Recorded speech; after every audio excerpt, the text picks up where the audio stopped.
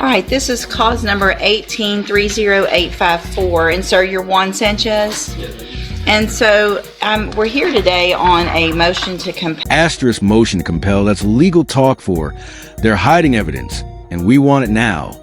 But here's the kicker. The judge already spots an issue with how it was filed. Buckle up, because this is about to dive deep into court procedure. And before we get into a whole lot, I've done a lot of my own research and looking at all of this. And a couple of things. One, I don't believe the subpoena ducis tecum was the proper way to try to get the information. Ducis tecum is an order to get somebody to bring something to a set hearing. So we didn't have a set hearing, and they weren't ordered to give it to at a set time for a hearing. So under the rules that have to do with subpoena ducis tecum, I don't know that that was the proper way. I do think you're entitled to some of that information as a defense attorney.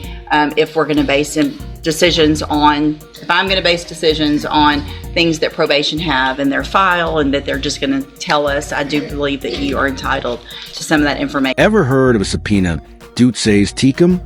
It's a fancy Latin term meaning bring the documents to court. But here's the catch if no hearing is scheduled. The request could be totally invalid. Yep, even paperwork has rules. Make that request through the district attorney's office for discovery. And then for you, Mr. Nichols, to make those requests. And then I would approve you guys giving whatever records are requested within reason. If you have, I don't know what would necessarily be any type of work product that would not be discoverable, but if you think that there's something that is particularly not discoverable, let Mr. Nichols know that. Mr. Nichols let me know that. Then we could worry about maybe a motion to compel and whether or not I think those things are or are not.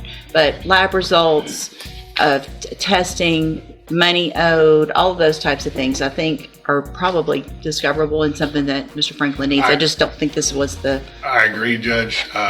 Any of the things that pertain to... Well, I do think it's discoverable. In this case, it's all allegations on the motion are based on arrest out of county.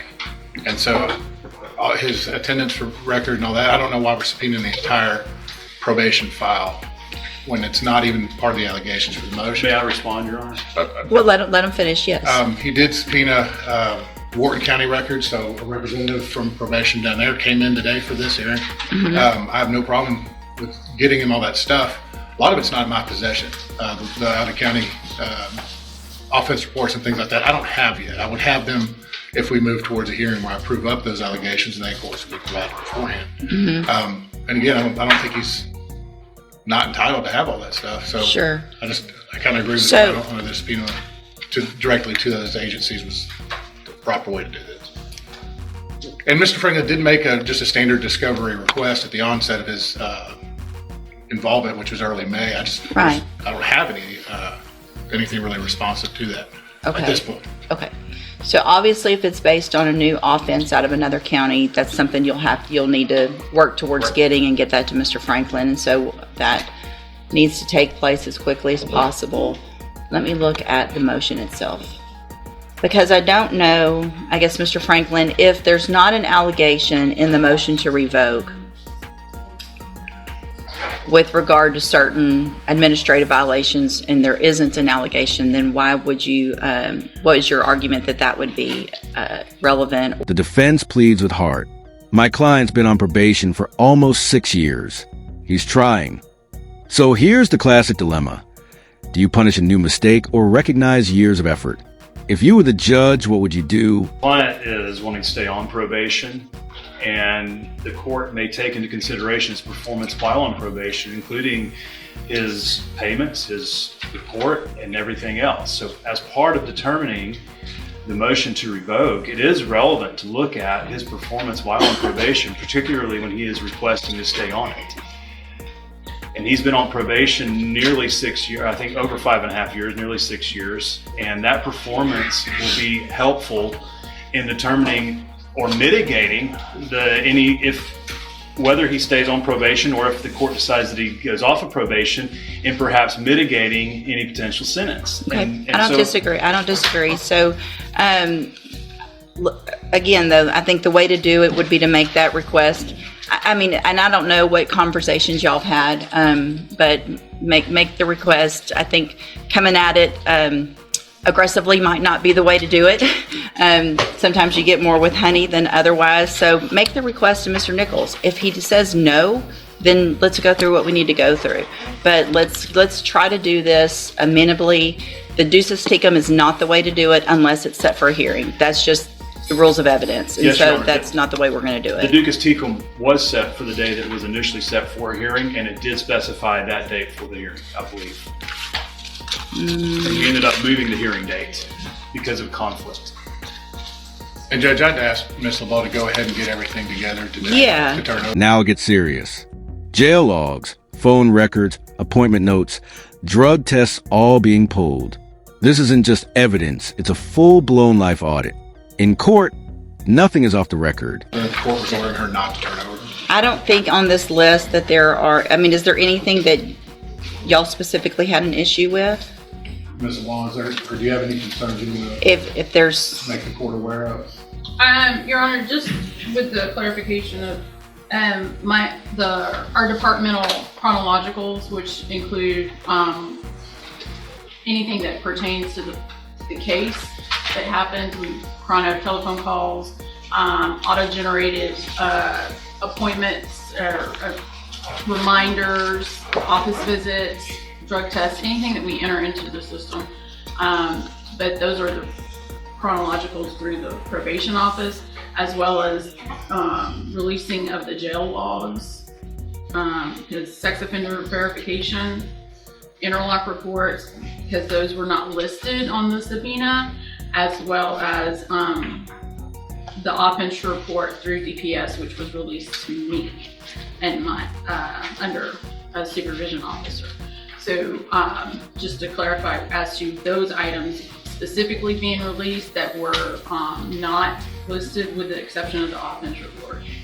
Your Honor, we don't have to list those. We filed a 3914 discovery request. This was belt and suspenders because we didn't get any of the information relating to probation in our 3914 motion originally. I would also note that the chronologicals. well, and these aren't, the reason you didn't get any of those is because those aren't his, they're theirs. And so they're not, I don't think Mr. Nichols has the ability legally to make probation give them those. I think once we talk it out though, I think whatever Mr. Nichols, y'all get together, obviously offense report, if y'all have the offense report and you don't even have it, then you need to get, I mean, that's, Right, I mean, that's great. it's Everybody all can stuff- get the information in an amenable way. So let's do that. Y'all sit down. I want everything that you have that is, I don't know that there's anything I can think of that would be, Unless, I mean, I guess Not- notes may be work product, but I'm not real. that's what I'm thinking about, but it's Not not too really concerned. attorney's notes, and so I don't know that that would be I would an object to issue. that, Your Honor, on the grounds that it's not attorney work product. It is merely work product of an employee, and it is discoverable and relevant to the case. That's what I just said. You seem very frustrated, and I'm not sure why. I don't know. I'm confused why there's pushback at all on any request for a 3914 discovery when he's constitutionally allowed to. And boom, tension erupts. The judge sides with the defense but shuts down the attitude. You're being argumentative, even with me. Big reminder, never argue with the one person who holds the keys to the jail cell. Those files. It should just be produced by probation without a fight. And we got a letter anticipatorily repudiating any production of discovery, and we had to file a motion to compel to that effect. Well, And that is alarming to me that we would have to even compel anything under 3914. This is not something that a lot of attorneys have done in our cases. And so if there is something, if you'll sit around and watch today how everybody gets along, hold on. Yes, And the Your Honor. last thing you want to do is talk over me. Yes, Your Honor. So I'm standing here, or sitting here, saying that I agree with you, and you're still being argumentative, even towards me. And that's not going to get you anywhere. Hold on. Being argumentative with Mr. Nichols isn't going to help Mr. Sanchez. Being argumentative with these ladies isn't going to get you anywhere. I agree that you're entitled to this information. I just think there's a better, less argumentative, defensive way to do it. They were told to do what they were told to do because their understanding of the law is what it is. So I don't disagree that we needed to all get together, but it just needs to be taken down a notch.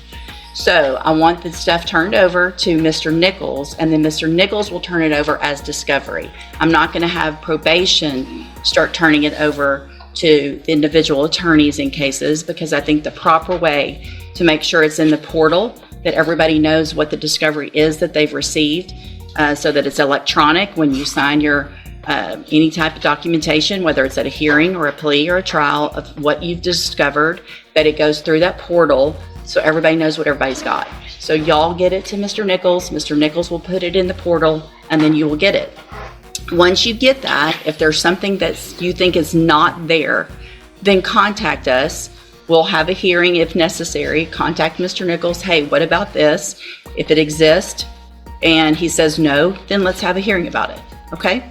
So y'all get that done, and then we'll reset the case for just an announcement in a couple weeks or so. Fine with that? Yeah, that should be fine, Judge. We'll be able to get everything scanned in and provided through the portal. Perfect, thank you. All right, y'all are all excused. Be needed? I'm sorry? No, ma'am. If you'll just get what you need to Mr. Nichols, unless you are personally subpoenaed to be here for a hearing. Now, and on that date, we won't have a hearing on that date. So if we come in and there's pleas of not true, and we're going to have a hearing, we can come in on that date, enter pleas of not true or true to certain allegations. Then we would reset it for a court date. And at that point, if you need to be here, let her know. If you need a subpoena. Finally, the wrap-up. The judge resets the case and lays it out clearly. Follow the rules. Get the files. Use the proper channels. No shortcuts. Because in court, it's not just what you say, it's how and when you say it. Us to let you know you need to be here, then we can do it informally. You just let us know, or let Mr. Franklin or Mr. Nichols know what your employer will require for you to be here for an actual hearing. Okay? Good? All right. Thank you, y'all. Thank you.